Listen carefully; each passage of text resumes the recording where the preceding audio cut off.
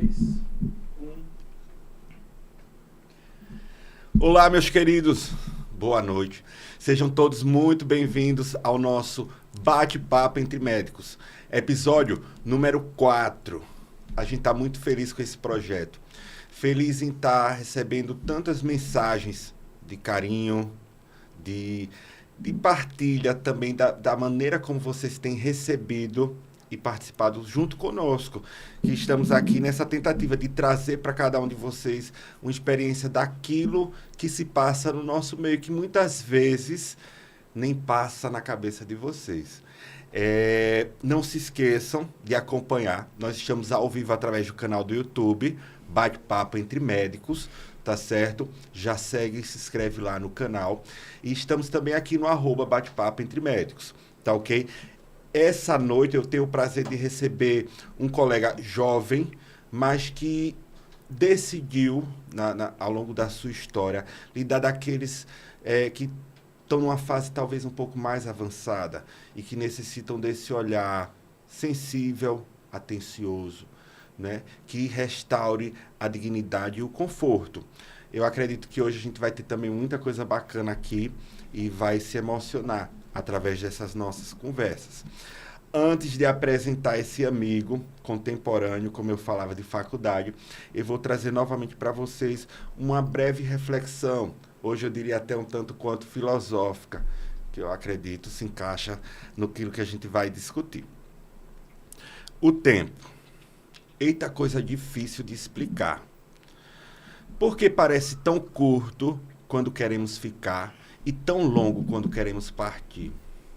E assim vamos contando a vida em segundos, minutos, horas, dias, anos. São tempos sem fim e eles não param. Será que não estamos contando errado isso?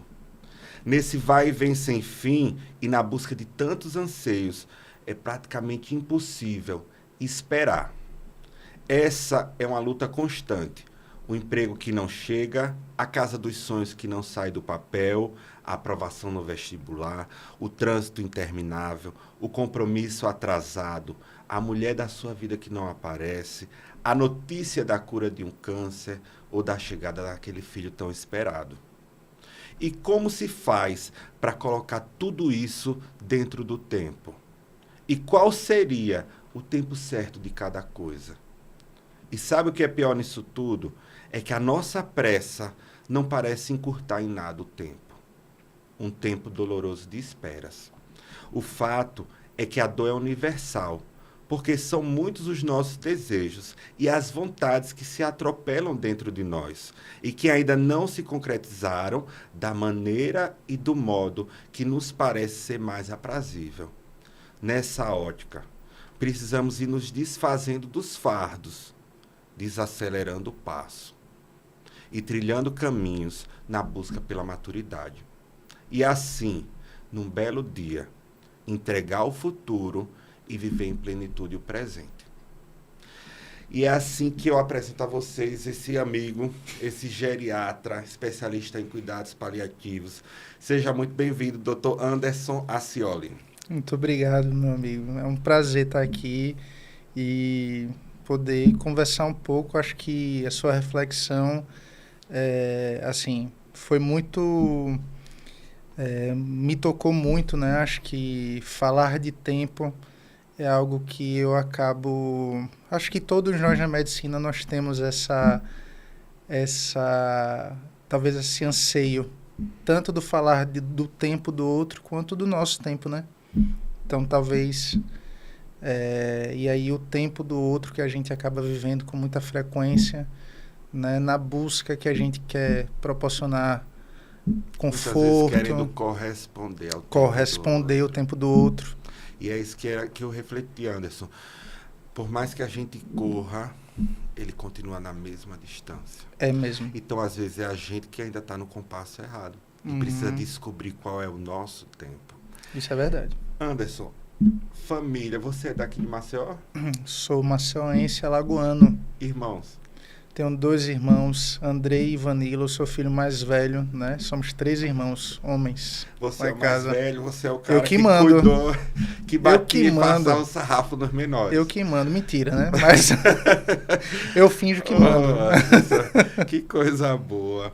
E na família, alguma influência, assim, para você ter seguido a medicina? Então, meu pai é médico, né? Vanilo. E é o um seu cara... irmão mais novo também é Vanilo? Exatamente, meu irmão mais novo também é Vanilo. Certo. E aí, minha mãe Ivana, né? E aí os dois, assim, né? Tanto Vanilo sendo médico como Ivana, eles viviam uma vida próxima. Assim, meu pai médico, né? Vida hospitalar, né? Cirurgião geral, né? Seu pai é conhecido, né? Trabalhava com trauma, pois é, aquela figura. Sempre trabalhou com trauma também, né? E urgências, né? Na cirurgia geral. E a minha mãe foi técnica de laboratório, então ela tinha uma vivência também nessa profissão, né? Assim, na saúde e tal. Então, acho que caminhar para uma profissão da área da saúde foi algo, talvez assim, muito natural, fluido, né? Natural. Uhum. Eu acredito que para quem tem esse familiar, principalmente de primeiro grau, ou alguém que é uma referência no seio familiar, e você cresce com aquela pessoa, esse ambiente acaba se tornando realmente algo natural, né? Sim. Como se fosse uma extensão. E eu acho que dentro dessa naturalidade vem, né, na sequência, essa vontade, às vezes, de trilhar aquele mesmo caminho, né? Isso não é incomum e eu acho que faz parte. Eu acho que, na verdade, a dificuldade, aí eu acredito que seja uma preocupação para os pais, é você compreender quando existe ali aquela vocação congruente ou não. Para que você também não... Eu digo assim, porque às vezes, eu tenho colegas que, depois de muitos anos de exercício da profissão, eles perceberam que não era uma carreira para eles. Então, acho que o pai, ele também tem essa finalidade, né? De direcionar como é natural, né? Eles cuidam da gente desde pequenos. A expectativa do outro, né? E também do pai. Do pai. Né? Que tá Tipo, naquela área. corresponder. Quer não, aquilo que é mais familiar também é mais confortável. Tá na zona de conforto. Então, por exemplo, para um pai que ele atua numa determinada área, ele encaminhar o filho dentro daquele mesmo segmento acaba sendo algo muito mais tranquilo também, por assim dizer. Isso. E como que foi a passagem do ensino médio, do 2º grau naquela época para a faculdade? Foi tranquilo? Você fez vestibular e... Então, foi meio difícil, assim. Eu tive uma vivência, né, na adolescência, e aí eu demorei até um pouco a entender que eu queria, né, fazer a medicina de fato, né? Pensei em fazer outras áreas de saúde. Eu disse, não, estava acho que foi 2º ano do colégio, né? Naquela época era 2º ano. E aí eu disse, né? Gostei, acho que faz sentido, tal, vou tentar medicina. E aí demorei um pouco, né? Passei no 4º vestibular. E aí nesse intervalo, né? Tem esse detalhe aí interessante, que eu fiz um vestibular para física. E aí eu gostava de física. Medicina, tudo a ver, né? Pois é, eu gostava de física. Eu comecei não gostando de física, né, no colégio, e depois adorei. E aí, acho que quando eu perdi o 3º ano do vestibular, eu tentei fazer, no mesmo ano que eu perdi, fiz vestibular para física. Aí passei. Passou. E aí Entrei, comecei, foi pouco tempo, bem pouquinho tempo, assim, foi só Isso aonde? Foi em Campinas, na Unicamp. Ou seja, você ainda saiu de Maceió, foi para Campinas, que é uma referência na física também, né? Isso. De passagem. E aí você ficou lá mais ou menos 3, 4 meses? Não, acho que foi até menos, acho que foi uns... Percebeu que não era? Não, foi... Continuava batendo forte ali a medicina. E foi uma coisa muito, muito rápida. Ou seja, quem gostou foi o seu pai, né? Na hora que você disse, pai, não vou ser físico, vou voltar e vou fazer medicina. Essa física foi meio aí maluca disse, aí. Pô, que chato, venha-se embora. Foi meio difícil. Ô, Anderson, que legal. E aí, você no ano seguinte, então, entrou na universidade? E aí eu entrei, né, na quarta tentativa, eu entrei na faculdade, né, de fato. E aí Federal daqui, não? Na Federal. Né? E aí eu gostei, foi bacana. Aí você se sentiu vivenciar... tranquilo, assim, eu digo assim, tô no caminho que eu quero realmente para o meu futuro. Exatamente. Eu acho isso bom, Anderson, porque E até hoje, né? Até hoje tem horas que eu olho e digo, meu Deus, o que é que eu quero? Imagine quando você tem 12, 13, 14 anos, né? Onde às vezes você está naquela turma e na turminha todo mundo diz que vai fazer esse curso ou aquele curso e aí vem as influências. Então, é interessante. Eu não vejo problema nenhum, e às vezes eu digo isso, em você retornar e você voltar um pouquinho, dar um passo para trás e seguir outro caminho. Eu não acho isso um problema. Não, nenhum. Né? Eu não sei se eu comentei contigo, mas quando eu não passei também, eu acho que eu passei a vida toda focado em ser médico. Quando eu não passei, eu estava cansado de estudar. Eu digo, rapaz, esse ano eu quero um ano sabático. E aí eu entrei para o turismo. Eu fiz faculdade de turismo. Massa. E para mim era ótimo, eu gostava de viajar até hoje. Para mim é um hobby maravilhoso. Então, assim, foi muito bom aquilo. E foi um ano que eu acho que me ajudou para que no ano seguinte eu também percebesse que, de fato, eu queria a medicina, né? Eu acho que isso é bom. E, às vezes, a gente também não precisa... como é que eu posso dizer? Ou é isso, é o certo ou errado, né? Dicotomizar. São multifacetas que a gente traz com a gente na nossa história. E aí, e na faculdade, né? Já cursando a graduação, você pensava, então, digamos, pela influência do seu pai em ser cirurgião? Sim, isso Chegou foi a uma acompanhar coisa, ele? sim, acompanhei. Isso foi uma coisa, acho que tem uma tendência, né? Talvez tenha um pouco, eu julgo que existe talvez um pouco da fantasia, né? De você operar, de você resolver na hora, aquela coisa. Então, é muito frequente que você entre na faculdade, né? Todo mundo, eu quero fazer cirurgia, eu quero fazer... você é cirurgião. E aí eu tinha um pai cirurgião, né? Então era uma coisa assim que me fazia também familiar, era um fator, né? ainda mais, né? Para essa tendência. Isso. E aí existia essa vontade, mas isso logo foi diminuindo aos poucos. Eu fui entendendo o que é que eu gostava mais, o que é que fui também respeitando, né? Acho que é importante você ir construindo e respeitando as suas afinidades, né? Então, foi aos pouquinhos se delimitando. Que massa. Na graduação, algum professor que foi uma referência para você, assim? Sim, inclusive tiveram vários, né? Tiveram vários. Vou falar pontualmente de dois que perduraram, né? Que foi o Fernando Ressurreição, né? Sim, nefrologista. Ele é incrível, né? Isso. E o Dr. Léo, que já ele teve aqui há 2 semanas. Ali é o cara, né? A lenda ali. Uma figura. Ô, Léo, abraço, viu, pra você. Ele é até hoje, né? Eu estava até falando com outro colega, e o Léo é desenrolado. Léo. Desenrolado, né? Ele adora falar isso. Desenroladíssimo. Mas eles assim, eles me inspiraram muito na área da clínica médica, né, de compreender os processos clínicos e me mostraram assim a clínica médica. Eu acredito porque a clínica, ela tem essa beleza do raciocínio, né? Isso. O paciente, ele chega ali com a queixa, com sintoma, e aí naquela anamnese você vai descobrindo coisas que às vezes até o paciente desconhecia, você vai encaixando, é um quebra-cabeça, né? Eu acho que nesse aspecto, a clínica médica, ela realmente tem uma beleza muito grande. Sim. E a gente vai encaixando ali tudo e vai direcionando, e eu acho que isso realmente é bacana. Bacana também quando na graduação a gente encontra mestres, né? Pessoas que vão direcionando o caminho, porque tem essa fase de entrar na faculdade, mas quando a gente entra, as dúvidas, elas continuam. Isso. Do que eu vou fazer, da especialidade. Não só isso, o choque com o curso, o ciclo básico, né, os primeiros anos, eles são muito pesados. A carga horária que a gente tinha de anatomia, de você entrar às 13 horas na aula e você saía às 18, 19 horas. Eu lembro que era aqueles retroprojetor, né, que ele ia passando, e eu lembro que eram 4 cabeçotes daquele, né? Professor Ramalho, Amundsen, né, Manga Rosa, e eles ficavam passando aquilo, o conteúdo não acabava, não tinha intervalo, era direto. E aí, de repente, vinham as notas, né? As notas. Aí você se assusta, né? Você se assusta, diz, meu Deus, estudei a vida toda e não sei de nada. E são matérias completamente novas, né? A gente nunca tinha estudado aquilo. Então, e aí, como é bom, devagarzinho você vai se identificando, você vê que tal professor tem uma afinidade maior, né? Ele tem esse prazer em ensinar maior.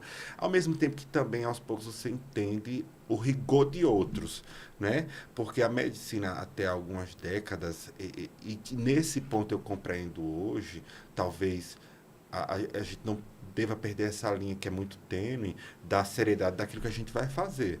Você vai ser responsável por uma vida, né? Talvez hoje a gente esteja no limite daquilo que é essa seriedade, essa responsabilidade.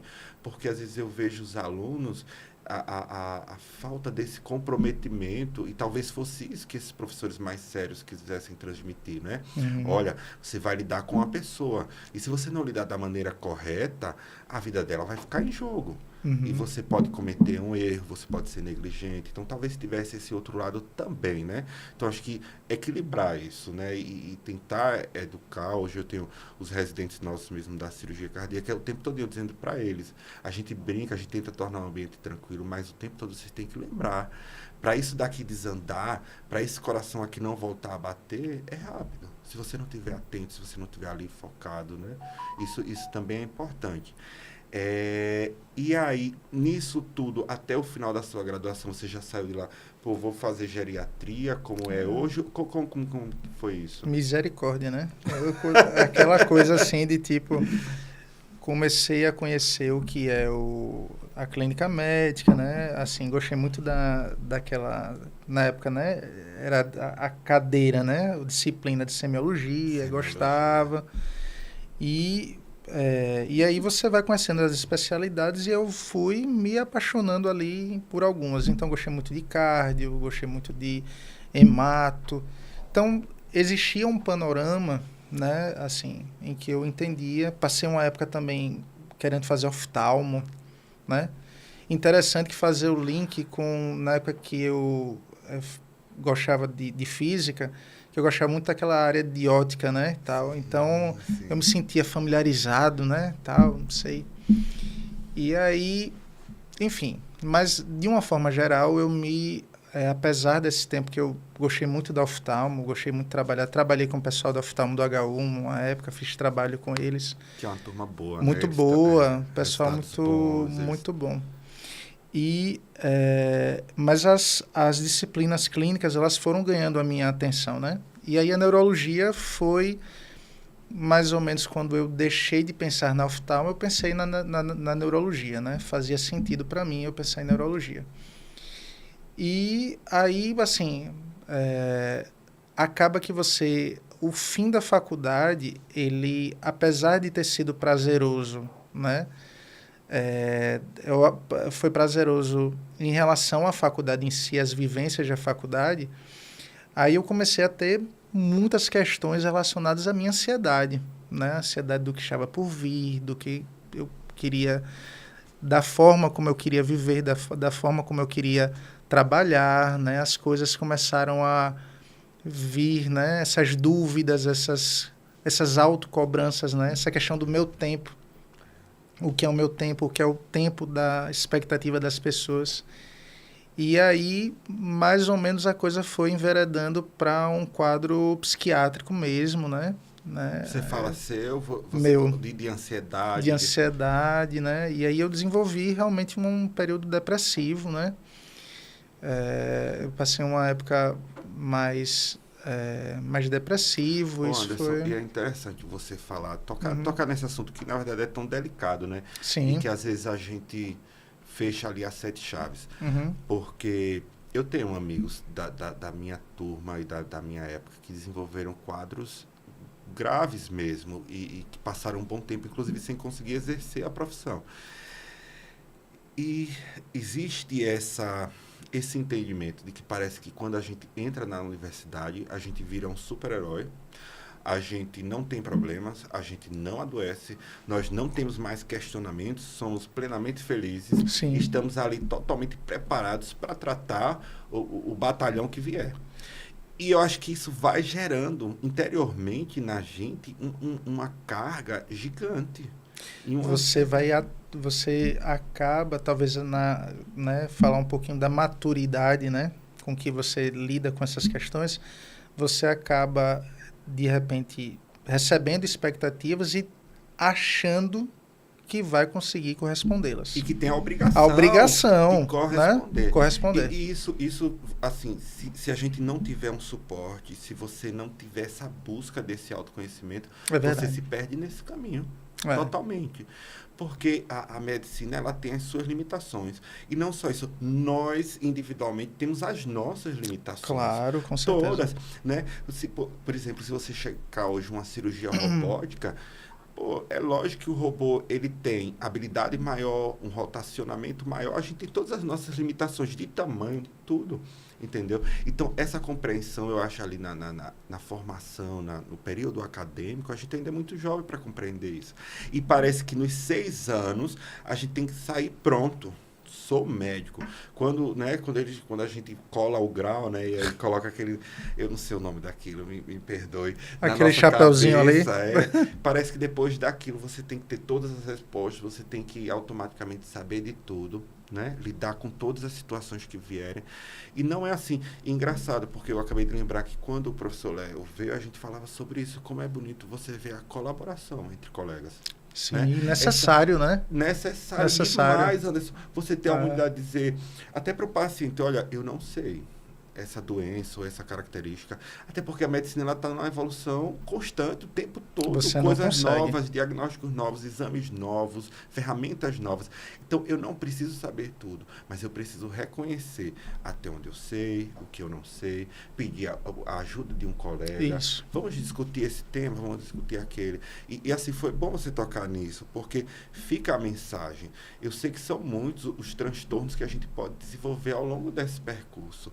E assim, você não está sozinho, né?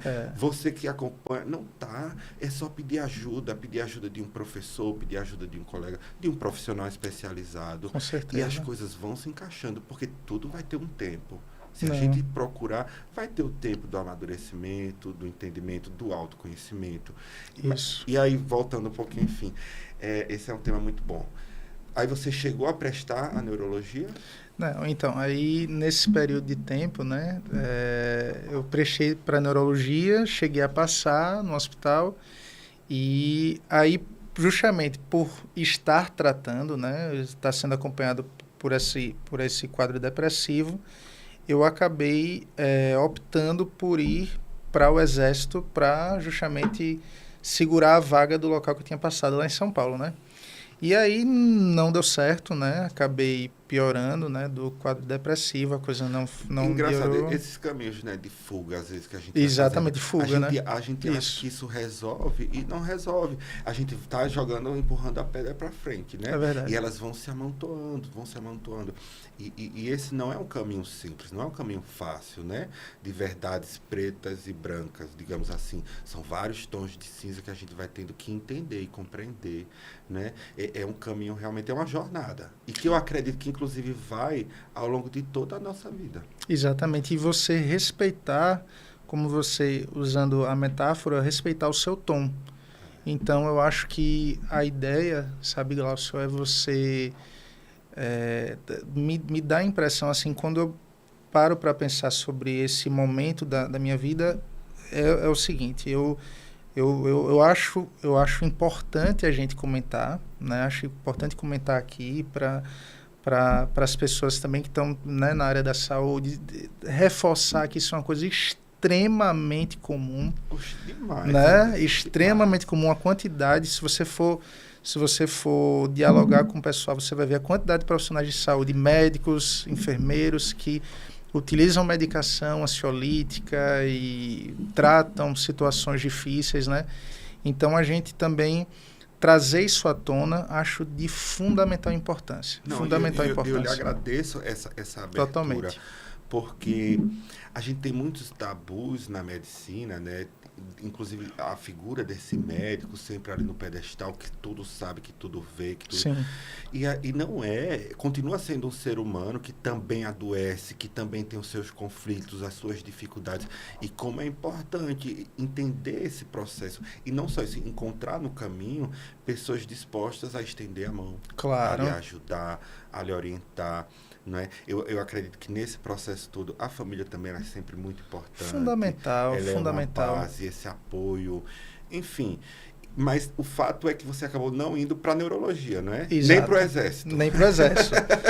Aí, nessa história toda, como é que aconteceu? Aí, eu acabei ficando aqui, eu me disse, não, eu vou continuar aqui em Maceió, fazer meu tratamento. E vou para a clínica médica, que é uma Vou coisa que pra você clínica. gostava. Não sei qual é a clínica, Não a sei. especialidade, mas gosto de clínica. Isso. E aí, ainda assim, na residência de clínica médica, eu fui no pensamento de, após a residência de clínica médica, neurologia, né? Tipo, não, vou dar esse tempo aqui em Maceió e vou logo após tentar a neurologia, né? Seguir a neuro. E aí, tipo, tive, né, o apoio, né, pontuando, né, tive o apoio muito grande, né, na residência, porque na residência eu ainda estava tratando, né, esse momento difícil. Então, tive o apoio dos meus preceptores, né, que foi Fernando e Léo, que foram fundamentais, da minha família, do meu companheiro. Então, as coisas foram sempre muito acolhidas, né? Aos poucos elas foram, na verdade, se encaixando. Né? Dos meus colegas de residência, né, que foram colegas fundamentais, de pessoas que estiveram próximas a mim também no próprio hospital. E aí você vai se encontrando, vai se respeitando, né, vai entendendo o seu tempo e as coisas vão sendo construídas com bases sólidas. Então, acho que foi isso que aconteceu comigo, entendeu? Acho que foi construído e aí surgiu uma coisa muito interessante, né? Nessa busca neuro, cardio, eu não sei. E aí, eis que eu conheci o ambulatório de geriatria lá do Hospital Universitário, né? Que Ambulatório 2. Ambulatório 2, com o Dr. Denis. Dr. Denis, ele uma foi figura. o médico do meu pai. Pois é, né? Ele que acompanhou meu pai na velhice, na doença, tudo. Uhum. É um geriatra também fantástico, um grande professor, aprendi muito ali. E não só isso, a atenção que ele estava, aquele ambulatório, até hoje, né? Eu não sei como está atualmente, porque eu não estou mais no HU, mas era lotado, né? A quantidade de idosos que ele atendia, de diagnóstico, de tratamento, Isso. de tudo. Aquele trabalho ali era fantástico. Exatamente. E aí eu me encontrei ali, porque eu gostava muito da clínica médica, eu gostava de psiquiatria, eu gostava de neurologia, assim. Então, essa parte, isso é um grande pilar também na geriatria, né? A neuropsiquiatria. E aí foi uma área que me chamou muita atenção. O Denis é muito vocacionado também na neuropsiquiatria, né? Ele é psiquiatra também. Sim. E estudiosíssimo, né? Então, ele me motivou bastante, né? Motivou a ponto de dizer que chegou para mim, assim, já na intimidade, né? Ele disse, você tem que fazer geriatria.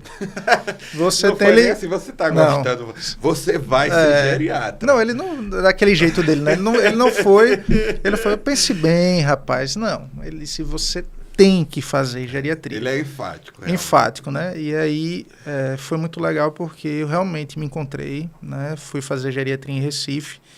Foi muito bom para mim, né? Foi uma residência muito, muito, muito bem-vinda. Fiquei muito feliz. Me encontrei no sentido do que eu acreditava também na medicina, né? Na expectativa, né? Nas discussões. Falando de expectativa de vida, né? Uhum. A gente teve uma mudança e está tendo, graças a Deus, populacional, né? Até a década ali de 80, a expectativa da nossa população brasileira era 50, 60 anos. No máximo, né? 60. Não é isso? Depois foi ali para 70, 80. Hoje a gente tem pacientes operando o coração na 8ª década. Isso. Esses dias até foi engraçado. Eu fui trocar um gerador de um marca-passo de um paciente de 102 anos. Aí ele disse, doutor, e o meu coração, como é que tá? Eu disse, rapaz, o senhor vai morrer de outra coisa, mas do a coração. bateria tá nova, vai mais de 10 anos aí. E esse envelhecimento, ele é bom. E aí vem outra carga, que é você envelhecer bem, né? Você envelhecer com qualidade.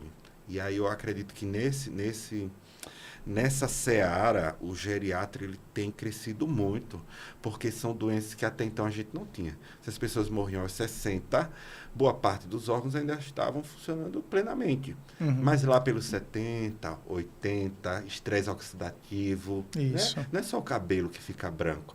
E aí você não é só o cabelo que cai. Exato. Você precisa ter aquele profissional voltado o olhar para aquilo. É verdade. E aí eu acho arretado. É porque, na verdade, assim, a geriatria ela foi muito interessante para mim, porque já na clínica médica eu já lidava com muitos pacientes, né, idosos, né? Então, só que muitas coisas me deixavam... eu achava que fazia sentido algumas outras abordagens, né? Que na clínica médica, naquele momento, não eram contempladas de uma forma, né? Multidisciplinar, vamos dizer assim. E na geriatria, não. Na geriatria em si, né? A geriatria é uma especialidade que contempla do todo, né? A multidisciplinaridade, a integralidade, né? Então, me senti muito familiarizado também na geriatria, sabe? Tipo, poxa, tô num local que gostei, fez sentido para mim. Fez sentido. Ô Anderson, e aí você fez o caminho dentro da geriatria, que é cuidar desse público de idosos, aí você fez um segundo mergulho, que foi cuidar da terminalidade, né? Isso. Dos cuidados paliativos.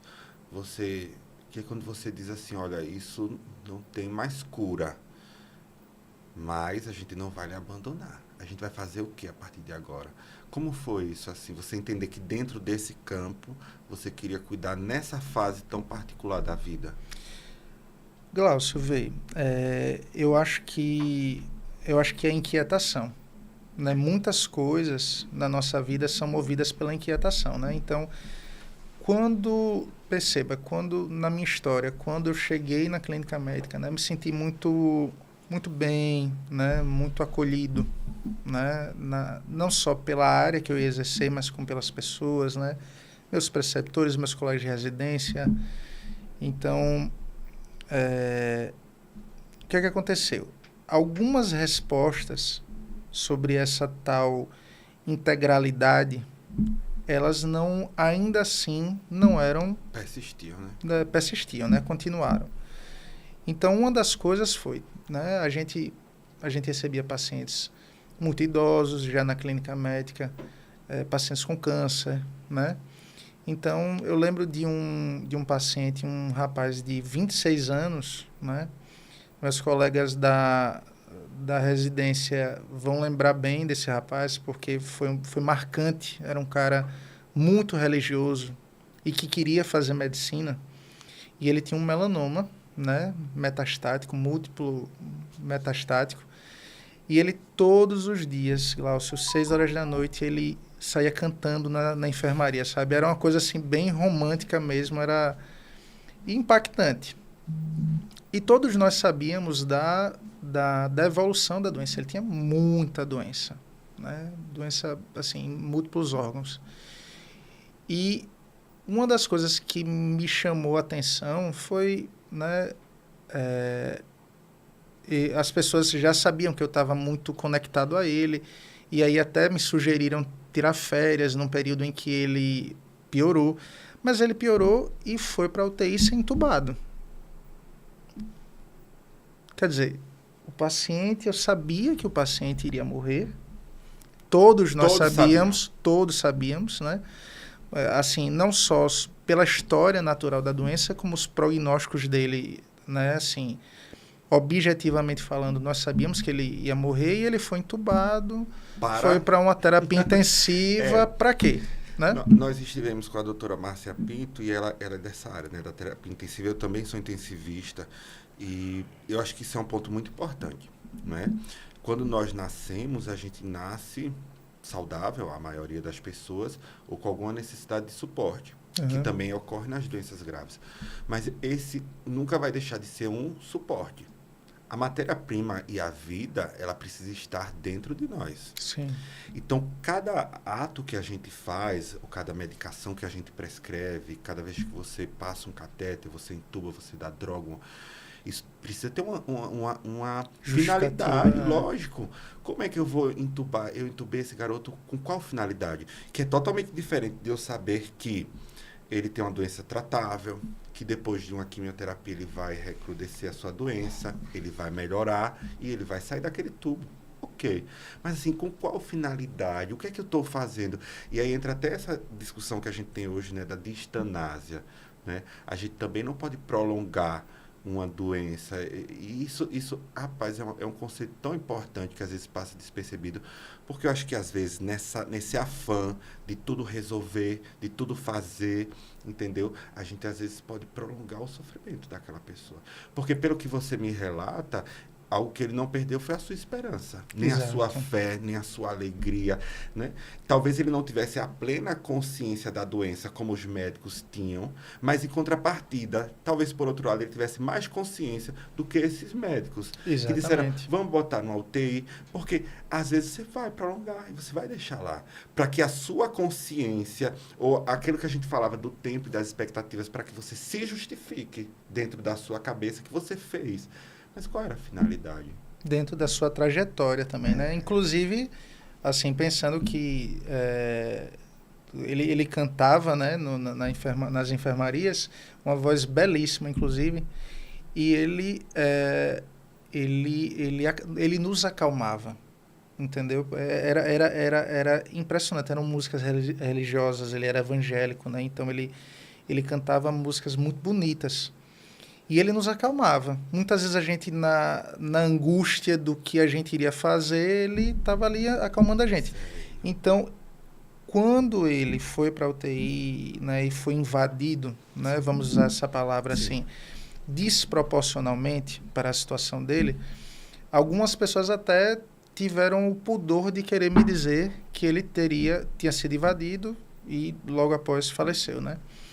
E aí ele disse, não, eu ia contar para você quando você chegasse, voltasse de férias, para você não ficar muito triste, né, com isso. E ele próprio, né, na época, ele acalmava a gente sobre essa questão, tipo, o melhor vai ser... Porque, na verdade, ele estava resolvido com a sua doença, com o processo dele, com a jornada... A gente que às vezes não estava. A gente não estava, exatamente. E isso incomoda muitas vezes, né? Para algumas pessoas é desconfortável mesmo. Exatamente. A forma como o outro morre. Exatamente. E aí, quando eu estava justamente na geriatria, em que isso era algo já mais próximo, né? Já era comentado, o cuidado paliativo já era algo que a gente já discutia com muito mais frequência. Então, eu comecei a receber outras respostas para essas angústias, né? Comecei a estudar coisas que me faziam mais sentido ainda, né? E aí você eu enveredei pelo cuidado paliativo, realmente. Aí fiz residência, né? Consegui, né, fazer um mestrado nessa área. Nessa área também. E foi muito bacana, porque eu realmente, assim, né, me sinto muito contemplado com aquilo que eu faço, me sinto muito, muito bem, assim, no sentido de que eu compreendo o cuidado paliativo como uma abordagem voltada para pessoas que convivem com doenças avançadas, né? Elas convivem, mas apesar delas conviverem com essas doenças, elas ainda são elas são aquelas pessoas. Então, quais são as possibilidades, os caminhos que nós podemos proporcionar de forma ampla para que as pessoas possam viver suas vidas o quão melhor for possível, mesmo convivendo com doenças, né? Bom, isso é um conceito assim relativamente recente, né? A paliação, né? A terminalidade. E, ao mesmo tempo, é algo muito lindo. Eu acho, assim, de uma nobreza e uma sensibilidade muito grande. Uhum. Porque, primeiro, ela exige do cuidador, né, do profissional médico, o reconhecimento da sua limitação temporal naquele momento, né? Olha, a gente fez todas as terapias que eram disponíveis para essa doença que existe na atualidade, porque o que acontece é que talvez daqui a 10, 15 anos haja uma cura para aquilo, mas nesse momento é o que nós dispomos. E o segundo... você passa a olhar pelo olhar daquela pessoa. Exato. Né? Porque eu acredito que a grande tristeza não é a morte, assim, né? A morte é outro tabu, sem dúvida. Mas eu acredito que a tristeza é o abandono. É para aquela pessoa que está nesse processo de morte, ela sentir que ela está passando por aquilo sozinha. E eu acho que não tem coisa mais linda do que ela olhar ao redor, ela perceber, não, tem outras pessoas que estão comigo. seja a família, seja a equipe que está tratando, que está lidando. Eu não sei se você lembra, até algum tempo atrás, a maioria das vezes que alguém tinha uma doença, a gente tinha que esconder, né? E hoje em dia, não. A ideia é que a gente seja o mais claro possível. Isso é né? verdade. Lógico, a gente não precisa... Cada pessoa tem o seu perfil, o seu momento ali diante daquela doença. A gente não precisa agravar demais ou gerar uma carga a mais para aquela pessoa que já está doente. Mas, assim, eu acredito que lidar dentro da realidade, mostrar para ela a trajetória de vida, dar essa mão, estender essa mão, isso gera uma dignidade naquela pessoa e um conforto que traz uma serenidade naquele momento, né? Então, assim, eu admiro demais essa questão. Antes de retornar, em São Paulo, tinha começado essas discussões, né? Porque até 10 anos atrás ninguém falava disso, né? Era como se perder um paciente fosse uma falha. Aquela equipe falhou, ela não conseguiu salvar aquela pessoa. E hoje em dia não é mais esse o entendimento. O entendimento é que existe um ciclo de cada pessoa, cada doença ela tem o seu grau de severidade, não é? E assim, eu realmente tiro o chapéu, porque você tem que ter uma sensibilidade muito grande para lidar nessa seara, para lidar com esse perfil de pacientes. Isso é verdade, mas uma coisa importante também, Glaucio, é você desenvolver a técnica, porque existe técnica para isso, né? Assim, existe técnica, inclusive, para você, dentro do seu estudo, dentro do seu aprimoramento, você desenvolver a técnica de comunicação, de lidar com família, né? Com os familiares, demais. Demais. Essa Exatamente. comunicação com o familiar, ela é muito difícil. Quanto mais você distancia, né, a família do paciente e da realidade, parece que pior a situação vai ficando. Né, exatamente. Da doença, né? Exatamente. E é muito importante, né? Assim, eu acredito que dentro do panorama atual, né, você falou uma coisa muito interessante num determinado momento aí. Falou sobre a mudança da trajetória das causas de morte no mundo, né? As pessoas morriam muitas vezes de forma aguda. Então, né, as pessoas morriam com, né, uma expectativa de vida em torno de 50 para 60 anos e as pessoas morriam de um infarto agudo de miocárdio, né? Morriam por causas infecciosas, né, ainda, né, subtratadas, mas morriam. E ao longo do tempo esse panorama foi mudando. Então, hoje em dia é o vozinho, né, que tem N, né, morbidades, e aí, né, a gente está lidando com o paciente. Ele pode ter uma agudização das doenças dele, que ele convive, de fato, mas ele convive com situações na saúde dele, né, assim, principalmente os pacientes mais longevos, né, e tal, e essas agudizações elas vão ocorrer dentro de outro panorama. Então, não é apenas aquele ser humano que desenvolveu um infarto agudo de miocárdio. É um ser humano, um renal crônico, de repente, já com cardiopata, né? Insuficiência cardíaca, né? Pronto. Sobrevive. Né? Que infartou, que tem N questões, de repente é uma causa cognitiva, né? Uma condição cognitiva aí, artrose, tarará. Né, fragilidade. Então, né, a gente já vive um outro panorama, né? Então, quando você fala em discutir, né, qualidade de vida, opções, aprimoramento para que as pessoas vivam melhor, né, mesmo com outras questões, mesmo com outras questões de saúde que possam ser limitantes, você gerar panoramas possíveis, isso é fantástico. Eu acredito que é fantástico.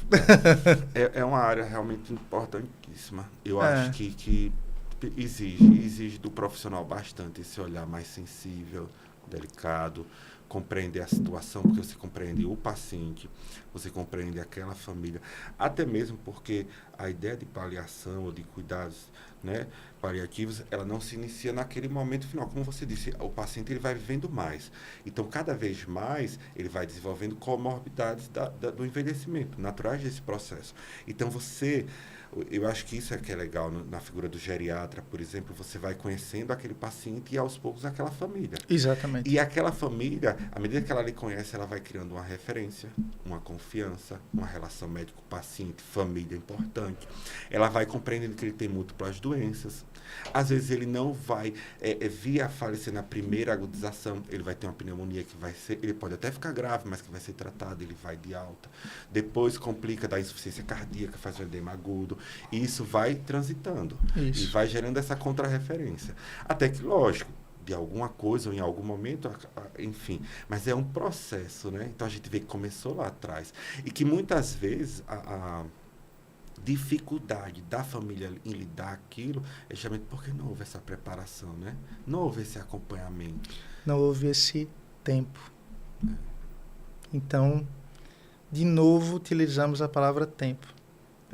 Inclusive, falando em tempo, eu soube que tem um livro, né, aqui, que eu acredito que deve ser bem conhecido, porque o padre Fábio de Mello, ele é nacionalmente conhecido, né? É uma referência. Sim. Não só no meio católico, mas eu acho que hoje ele ganhou uma extensão gigante fora até da igreja. E ele fez esse livro, né, Tempo de Esperas, que eu soube que ele ajudou também nesse processo, não foi? De encontro, de autoconhecimento. Exato. Esse livro eu li, ele já tem um tempo, né? Esse livro eu li... Esse é um livro que já tem também, foi publicado já há bastante tempo. Ele até estava bem jovem aqui.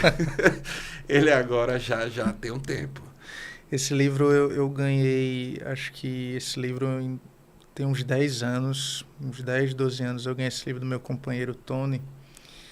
E foi um livro muito importante porque eu li esse livro nesse período de tratamento, né,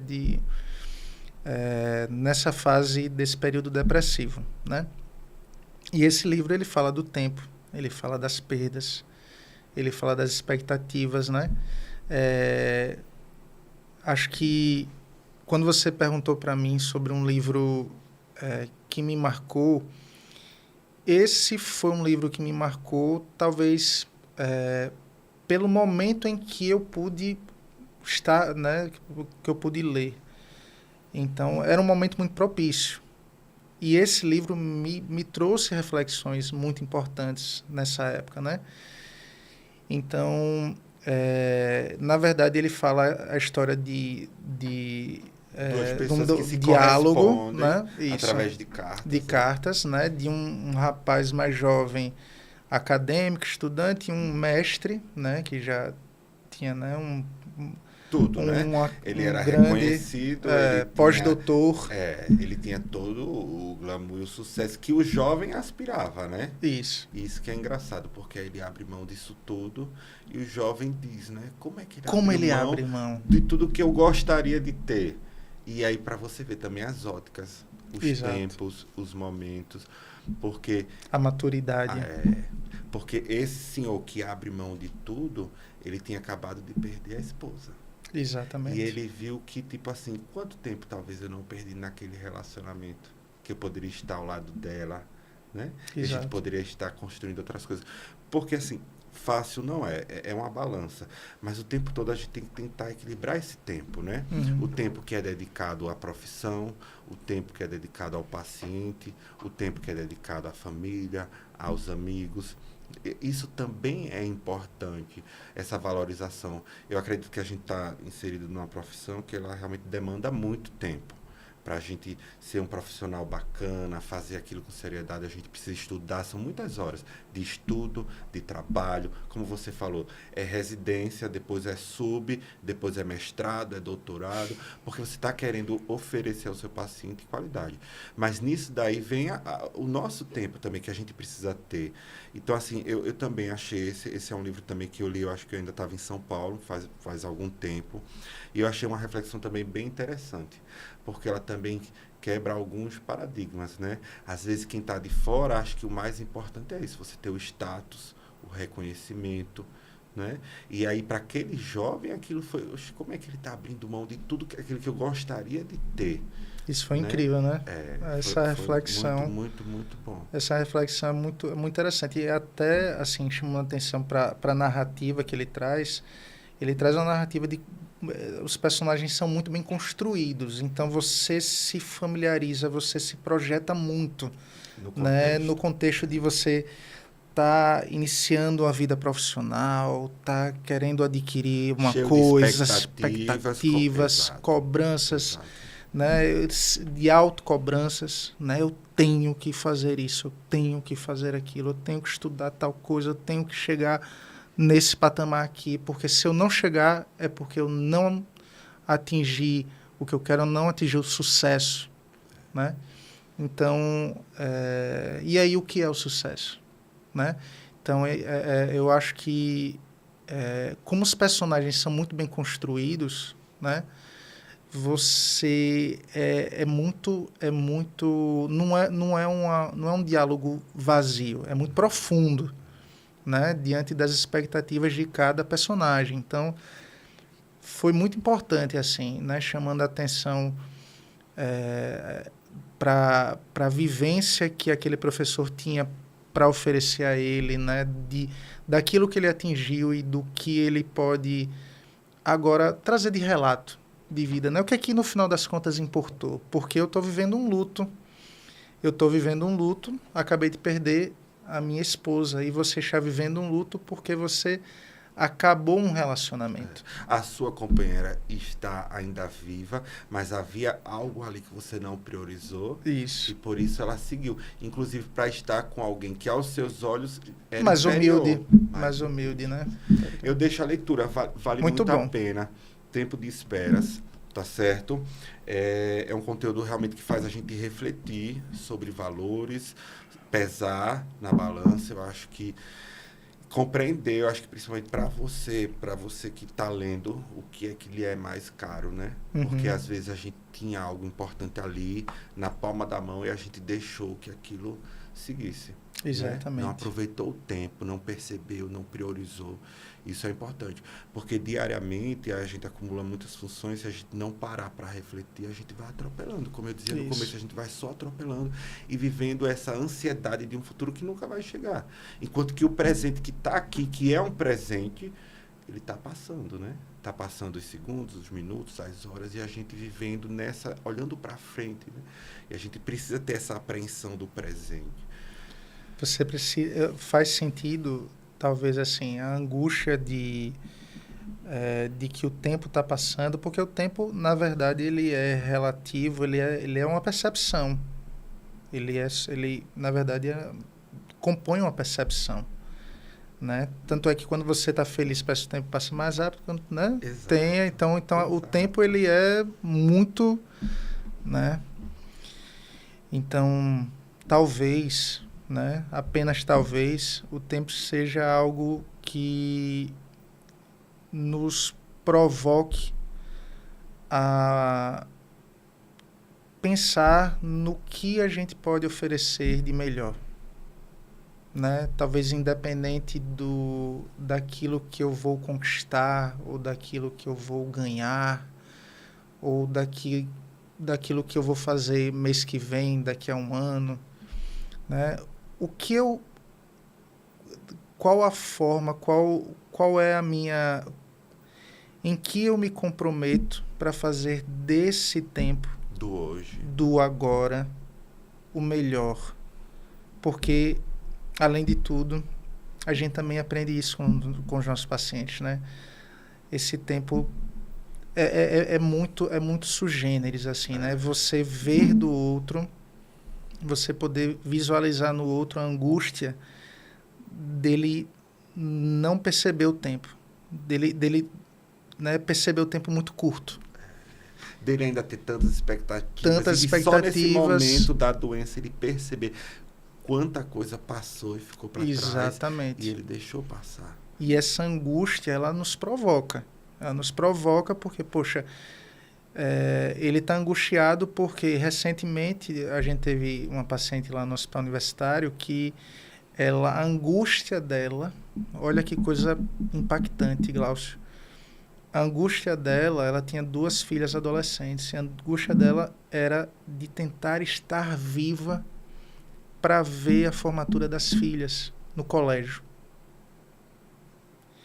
E apesar da gente ter conseguido, de repente, assim, dela ter conseguido, a nível de estrutura, a nível de condições de saúde, conseguiu viver, né, o tempo da formatura das filhas, naquele período da formatura das filhas, ela não pôde ir para a formatura. Ela estava interna. Ela estava interna. E aí a equipe nos ajudou, a gente fez uma formatura dentro do hospital. E aí foi interessante. Mas a angústia de tipo, será que eu vou sobreviver até lá? Né? Eu vou chegar a ver as minhas filhas formadas na escola, né?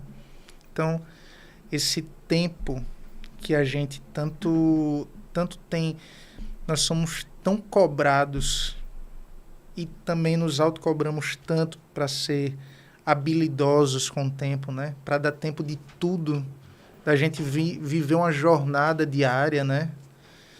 De ter que fazer tantas coisas, tantas funções, tantas atividades, responder tanta gente, responder o WhatsApp. Tudo. Né? Tudo.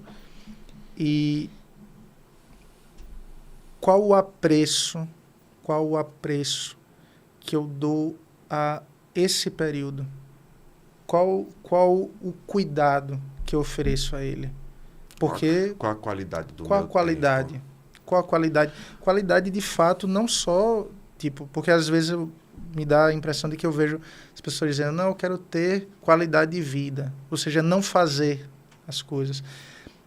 Mas você estar no trabalho também é você ter verdade, qualidade, você né? Fazer, né? O trabalho bem. Bem, você está naquilo. Isso. Hoje, inclusive, o americano ele fala muito, né, desse termo full mindfulness. Isso. A sua mente, ela precisa estar naquilo que você está fazendo e realizando. Engraçado. Você precisa estar naquele momento. Pensei na mesma coisa. Eu lhe digo isso porque eu sei que a nossa vida é corrida. E às vezes eu digo a Juliana, eu sei que eu cito bastante ela, mas é porque é a pessoa com quem eu mais convivo. Que bom. E eu tento, assim, talvez o meu tempo ele não seja gigante, porque são muitas tarefas, mas eu tento com que a qualidade do meu tempo ela seja boa com eles. A qualidade, eu digo, no estar ali com eles. Da minha maneira também, tentando brincar com os meus filhos, valorizar a minha mãe. Hoje eu já não tenho meu pai, mas valorizar a minha mãe, meus irmãos, meus amigos. São muitas coisas. E às vezes eu acho que a gente até se cobra e volta de novo aquela questão da cobrança. Mas essa tentativa, tentativa e erro e acerto, e você vai nesse caminho, né? Tentando priorizar estar ali naquele tempo. A gente está quase no nosso tempo, mas eu queria lhe perguntar uma coisa. Há algum caso, algum paciente na sua residência, assim, que mesmo lidando com essa terminalidade, assim, lhe tocou ou lhe marcou? Sim, vários pacientes foram bem marcantes, assim. Na residência, né, acho que eu citei para você o caso de um em que, né, foi muito difícil para mim lidar, que foi uma criança, né, numa residência de cuidado paliativo. Apesar de ser geriatra, a gente tem contato também com crianças, né, em estado de terminalidade, né? Exato. Então aí foi um caso bem marcante para mim, talvez o caso em que eu pude vivenciar realmente muito sofrimento também pessoal, porque é uma criança que tinha uma doença cutânea, né, um xeroderma pigmentoso, e aí essa doença, ela é uma doença genética, ela nasceu com essa doença, e foi um momento de muito sofrimento, né, para a criança, para os pais. Eu também, que sou geriatra, verdade, né? É até difícil olhar, porque ela realmente deforma o paciente. Deforma. Para quem já viu, você olha e você não reconhece, a pessoa está totalmente desfigurada. Exatamente. E aí, como foi?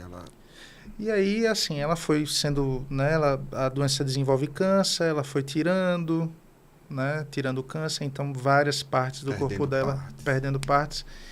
E aí ela teve uma doença, ela teve um melanoma da região supraocular, que aí ela retirou, e aí os pais, né, levaram ela para casa. Infelizmente ela desenvolveu, né, no ambiente, né, que ela estava, miíase, né, para você ver como foi difícil. E aí a miíase, ela chegou até difícil falar, porque naquele momento foi muito difícil ver também, né? A míase chegou a desfigurar o rosto dela mais ainda, né? Ela ficou cega. E aí ela também não sabia que tinha ficado cega, porque ela vivia toda coberta de curativa. Ela não sabia que ela não podia ver. Uma criança de 7 anos.